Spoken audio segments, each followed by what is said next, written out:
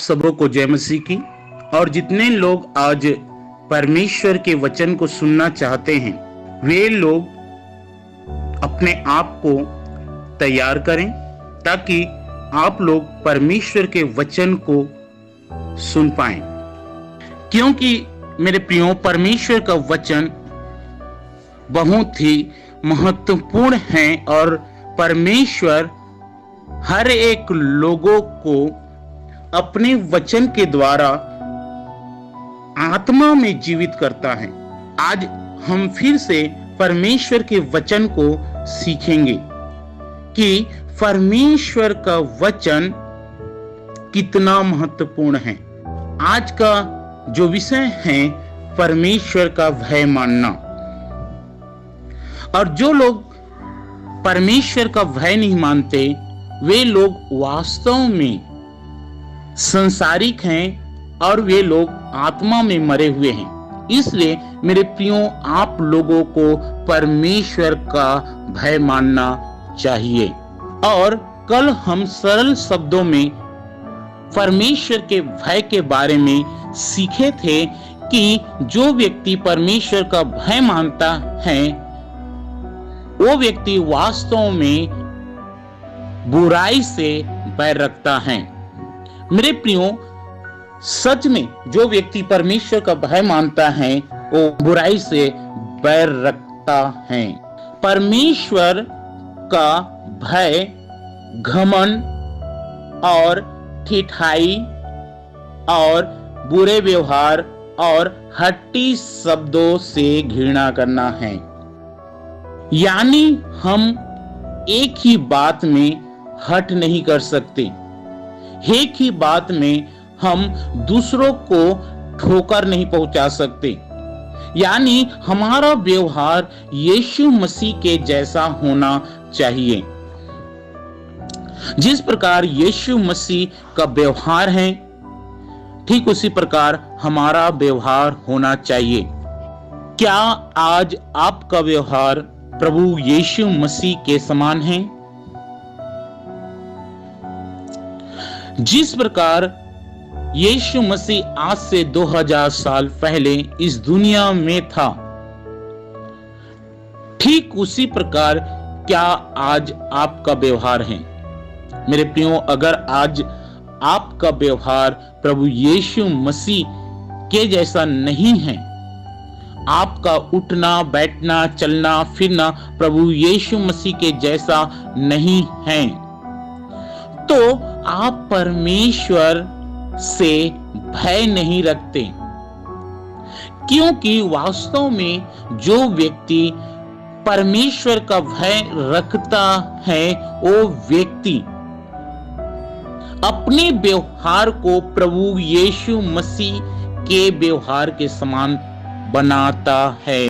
इसलिए मेरे प्रिय भाई और बहनों, आपका व्यवहार प्रभु यीशु मसीह के समान होना बहुत ही जरूरी है। क्या आज आप लोग अपने आप को चेक किए हैं कि आपका व्यवहार कैसा है? नीति वचन 8:13 कहता है, यहोवा का भय मानना बुराई से बैर रखना है। घमंड, अहंकार और बुरी चाल से और उलट फेर की बातों से भी बैर रखती है। यानी जो व्यक्ति परमेश्वर का भय मानता है वो व्यक्ति बुराई से, घमंड से, अपने अहंकार से, बुरी चाल से और उल्टे सीधे बातों से बैर रखता है। मेरे प्रियो, क्या आज आपके व्यवहार के द्वारा, आपके आचरण के द्वारा लोग बचाए जाते हैं या लोग नाश हो रहे हैं? क्या आज आप लोग अपने व्यवहार के द्वारा ठोकर का कारण बने हैं या अपने व्यवहार के द्वारा लोगों को प्रभु यीशु मसीह के लिए बचाते हैं, तैयार करते हैं? मेरे प्रियो, हमारा व्यवहार प्रभु यीशु मसीह के समान होना चाहिए। तब हम लोगों को प्रभु यीशु में ला सकते हैं। वास्तव में परमेश्वर का भय मानना परमेश्वर का आदर करना है, उसके वचन का आदर करना, उसके लोगों का आदर करना और उसके आत्मा के अनुसार चलना है। क्या आज आप लोग परमेश्वर का आदर करना सीख गए हैं, या आज आप लोग वही पुराने स्वभाव में, पुराने आचरण में, पुराने व्यवहार में पड़े हुए हैं? मेरे प्रियो, आपके व्यवहार को बदलना पड़ेगा, आपके आचरण को बदलना पड़ेगा, आपके बोल को बदलना पड़ेगा। तब आप प्रभु यीशु मसीह के मार्ग में सही रीति से चल सकते हैं। अन्यथा आप प्रभु यीशु मसीह के मार्ग में चल नहीं सकते और आप एक दिन ठोकर खाकर प्रभु यीशु मसीह की संगति से दूर हो जाएंगे। वचन साफ कहता है कि हम परमेश्वर का भय माने और बुराई से बैर रखें। वचन साफ कहता है, जो व्यक्ति परमेश्वर का भय मानता है वो व्यक्ति बुराई से वैर रखता है, ना कि लोगों से वैर रखता है। वचन साफ कहता है कि प्रेम एक ऐसा चीज है जो अनेक पापों को ढांप देता है। मेरे प्रियो, क्या आप प्रभु यीशु मसीह के समान लोगों से प्रेम रखते हैं, या आप अपने सांसारिक सोच के समान, सांसारिक व्यवहार के समान, शैतानी व्यवहार के समान लोगों से प्रेम रखते हैं? मेरे प्रियो, आज आपको जानना बहुत ही जरूरी है कि आप लोग किस प्रकार से लोगों से प्रेम रखते हैं, अन्यथा आप नाश हो जाएंगे। मेरे प्रियो, हमें बुराई से बैर रखना है, ना कि किसी व्यक्ति से बैर रखना है। सिर्फ हमें बुराई से बैर रखना है और यही परमेश्वर का भय हमें सिखाता है। परमेश्वर का भय हमें बुराई से बैर रखना सिखाता है, ना कि मनुष्य से बैर रखना सिखाता है। मेरे प्रियो, क्या आज आप सच में परमेश्वर का भय मानते हैं, या आप संसारिक तरीके से परमेश्वर का भय मानते हैं? मेरे प्रियो, आप लोगों को सीखना बहुत ही जरूरी है। आप अपने घमंड को, आप अपने अहंकार को, आप अपने बुरी चाल को, उलटफेर की बातों को छोड़ दें। तभी आप परमेश्वर का भय अपने जीवन में ला पाएंगे। और ये भय, जब हम परमेश्वर के वचन को सही रीति से समझेंगे, तभी हम अपने जीवन में लागू कर पाएंगे। अन्यथा हमारा सोच अभी भी सांसारिक होगा। व्यवस्था विवरण उसका 6वां अध्याय उसका 24 पद कहता है, और यहोवा ने हमें ये सब विधियां पालन करने की आज्ञा दी है, इसलिए कि हम अपने परमेश्वर यहोवा का भय माने और जिस रीति से सर्वदा हमारा भला हो, और वह हमको जीवित रखे जैसा कि आज के दिन है। यानी जो व्यक्ति परमेश्वर की आज्ञा का पालन करते हुए परमेश्वर का भय मानता है, उस व्यक्ति का सदा सदा भला होता रहेगा और वो व्यक्ति हमेशा जीवित रहेगा, इस लोक में भी और परलोक में भी, पृथ्वी में भी और स्वर्ग में भी वो व्यक्ति जीवित रहेगा। मेरे प्रियो, आप आप लोगों को परमेश्वर की आज्ञा का पालन करते हुए, उसके विधि का पालन करते हुए परमेश्वर का भय मानना चाहिए। और यहां पे इस वचन में साफ लिखा हुआ है कि हम परमेश्वर का भय माने, और भय मानने का आज्ञा हमें दिया गया है।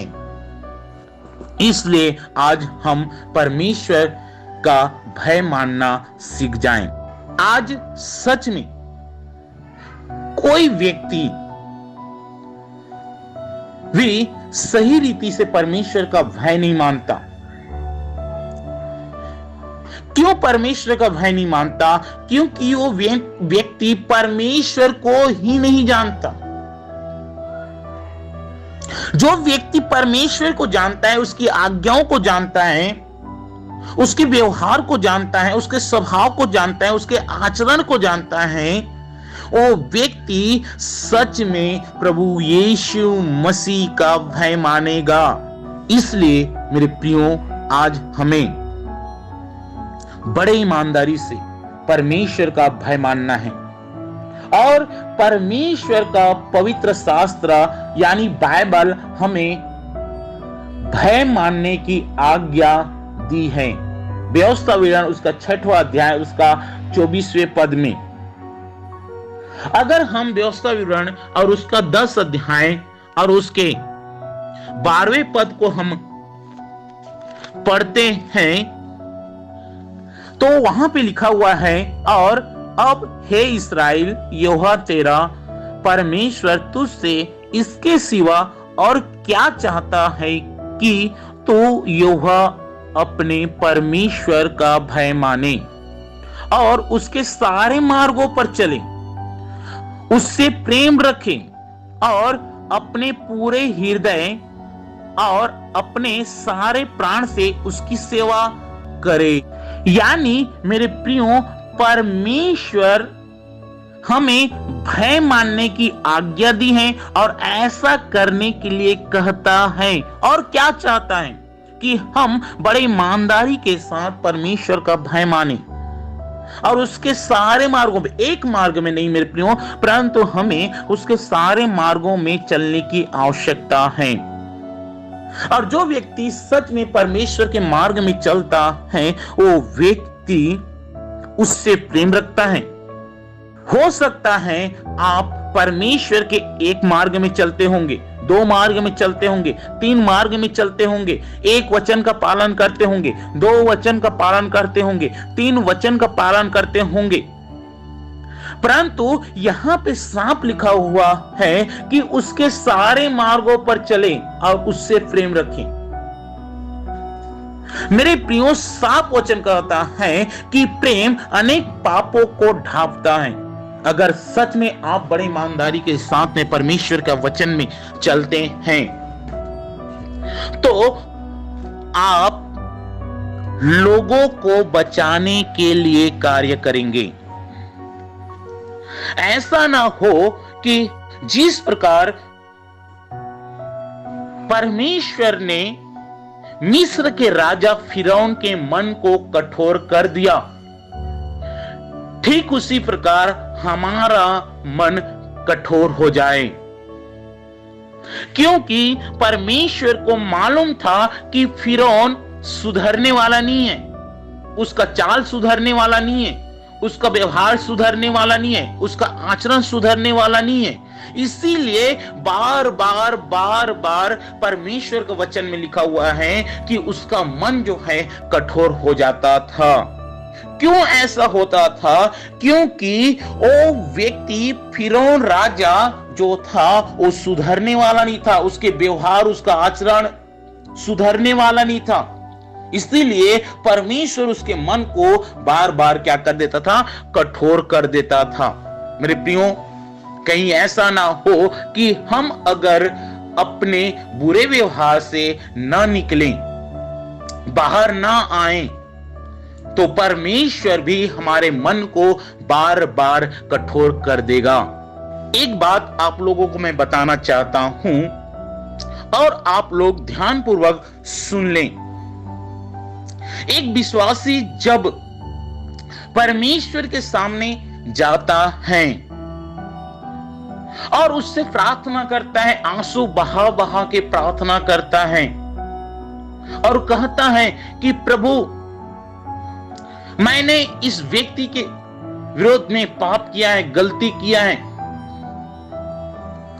और आत्मा उसको सिखाता भी है, बताता भी है, आप आहें भर भर कर उसको सिखाता है कि तू उस व्यक्ति के लिए बुरा बोला है, गलत बोला है, तेरा सोच, तेरे व्यवहार उस व्यक्ति के लिए गलत है। और वहां पे परमेश्वर अपने आत्मा के द्वारा हमें सिखाता है और हम कबूल भी करते हैं। परंतु मेरे प्रियो, आप लोगों को जानना चाहिए कि जैसे ही हम प्रार्थना से उठते हैं और प्रार्थना से उठने के बाद 1 घंटा या 2 घंटा या 3 घंटा तक हम सोचते हैं कि उस व्यक्ति के पास में जाएंगे, क्षमा मांग लेंगे, हम अपने पापों का स्वीकार कर लेंगे, परंतु कुछ दिनों के बाद में क्या होता है कि फिर से हमारा मन कठोर हो जाता है। मेरे प्रियो, क्यों ऐसा हो रहा है?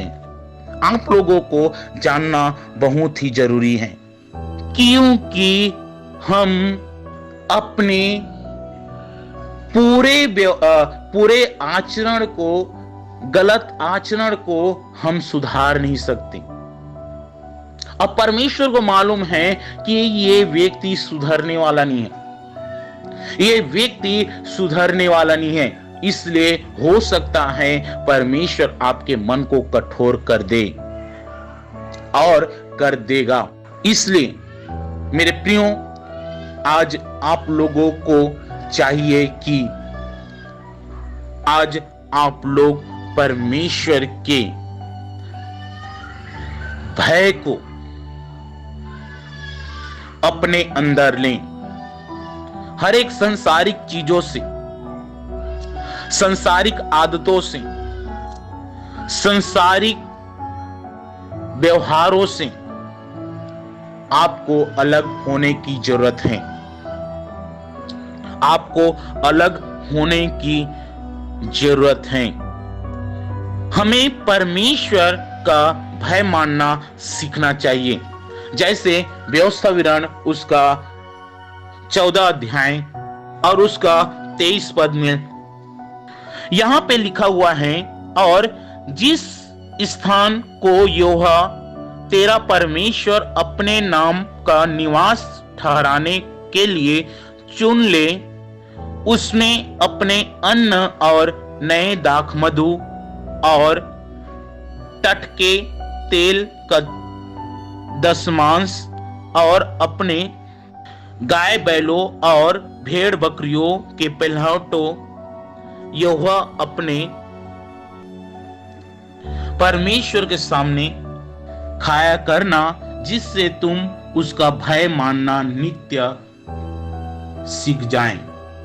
आज आपको सच में परमेश्वर के भय मानना चाहिए, और जो व्यक्ति परमेश्वर का भय नहीं मानता, वो व्यक्ति परमेश्वर का आदर करता ही नहीं, बुराई से दूर रहता ही नहीं, अपने हठी शब्दों से, ठिठाई के पापों से दूर रहता नहीं, बुरे व्यवहार से दूर रहता नहीं। परंतु जो व्यक्ति वास्तव में परमेश्वर का भय मानता है, वो व्यक्ति परमेश्वर का आदर करता है, उसके वचनों का आदर करता है, उसके आत्मा को अपने अंदर लेता है, और वो व्यक्ति परमेश्वर के आत्मा से भरकर वो रात दिन उसके मार्ग में चलता है।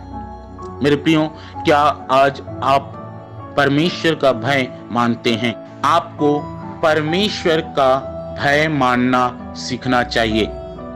हर एक संसारिक चीजों से आपको अलग होने की जरूरत है। हर एक संसारिक बातों से आपको अलग होने की जरूरत है। जैसे कि मोबाइल, जैसे कि टीवी, जैसे कि संसारिक वस्तुएं, जैसे कि संसारिक त्योहार, ऐसे बहुत सारे नाना प्रकार से जो हैं जो हमें परमेश्वर से दूर करता है, उन सारी चीजों से हमें अलग होने की जरूरत है। मेरे प्रियो, आज आपको अलग होना है और यही बात परमेश्वर हमें सिखाता है। यही बात परमेश्वर का भय मानना हमें सिखाता है। आपको सच में परमेश्वर का भय मानना सीखना चाहिए। जो वस्तु आपको परमेश्वर से अलग करता है, उस वस्तु से, उन लोगों से, उन चीजों से आपको अलग होने की जरूरत है। मेरे प्रियो, इस अंत के दिन में आपको हर एक सांसारिक चीजों से अलग होने की जरूरत है, अन्यथा आप नरक में चले जाएंगे, अन्यथा आप शैतान के कब्जे में चले जाएंगे। इसलिए आज आपको परमेश्वर के मार्ग में बड़ी ईमानदारी के साथ में चलना चाहिए। एक वचन हम लोग और निकालें, पहला शमूएल उसका 12वां अध्याय और उसका 14 पद में लिखा हुआ है, यदि तुम यहोवा का भय मानोगे और उसकी उपासना करोगे और उसकी वाणी सुनते रहोगे और यहोवा की आज्ञा को टालकर उससे विद्रोह नहीं करोगे और तुम और वह जो तुम पर राज्य करता है दोनों अपने परमेश्वर यहोवा के पीछे पीछे चलने वाले बने रहोगे, तो तब तो भला होगा, तब हमारा भला होगा। यदि हम परमेश्वर का भय मानेंगे, उसकी उपासना करेंगे, उसकी वाणी को सुनेंगे, उसकी आज्ञाओं का पालन करेंगे, उसकी आज्ञाओं को तोड़ेंगे नहीं, विद्रोह नहीं करेंगे, तब हमारा भला होगा। ऐसा परमेश्वर के वचन में लिखा हुआ है। मेरे प्रियो, क्या आज आप लोग परमेश्वर के वचन को अपने जीवन में लेते हैं? आज आपको अपने जीवन में परमेश्वर के वचन को लेना है। एक बात आप लोगों को और भी मैं बताना चाहता हूं कि आप परमेश्वर का भय माने, और परमेश्वर का भय मानना हमें यह सिखाता है कि हम बुराई से वैर रखें, न कि किसी आदमी से। वचन साफ कहता है कि, और पौलुस अपने वचन में साफ लिखता है कि मैं बुराई से, पाप से घृणा करता हूं और उस व्यक्ति से प्रेम करता हूं। मेरे प्रियो, आज आपको जानना बहुत ही जरूरी है कि क्या आज आप लोग परमेश्वर का भय मानते हैं? अगर आज परमेश्वर का भय मानते हैं तो आप लोगों को बचाने वाले ठहरेंगे, लोगों का आशीष का कारण बनेंगे। क्या आपके बोलने के द्वारा लोग आशीष को प्राप्त करते हैं? क्या आपके चलने के द्वारा लोग आशीष को प्राप्त करते हैं? क्या आपके व्यवहार के द्वारा लोग आशीष को प्राप्त करते हैं? मेरे प्रियो, अन्यथा आप लोग नाश हो जाएंगे।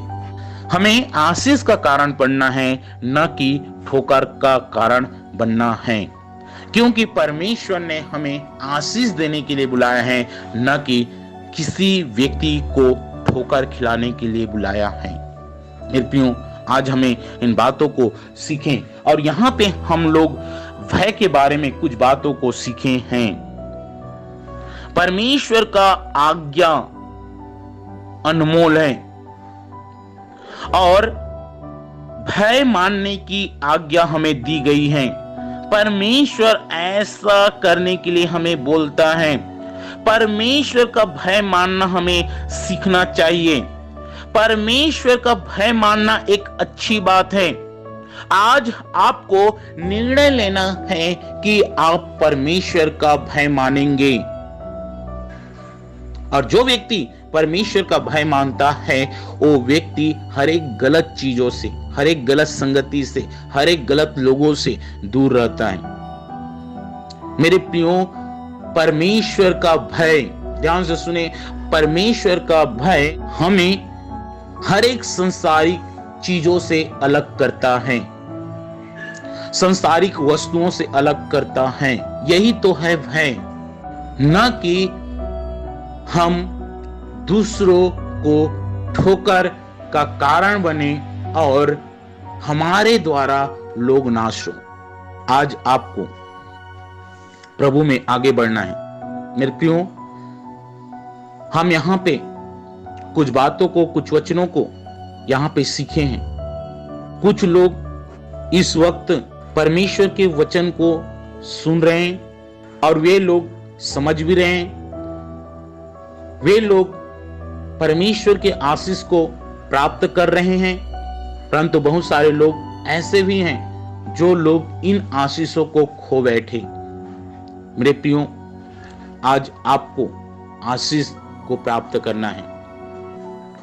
भय मानना, बुराई से बैर रखना है, अपने घमंड को दूर करना है, अपने ठिठाई, बुरे व्यवहार, हठी शब्दों को दूर करना है। इन सारे चीजों को आज हम लोग सीखें। मेरे प्रियो, मुझे विश्वास है कि जितने लोग आज परमेश्वर के वचन को सुने हैं, वे लोग परमेश्वर के आशीष को प्राप्त किए हैं। इस वचन के द्वारा प्रभु आप सबों को आशीष दें। आमीन।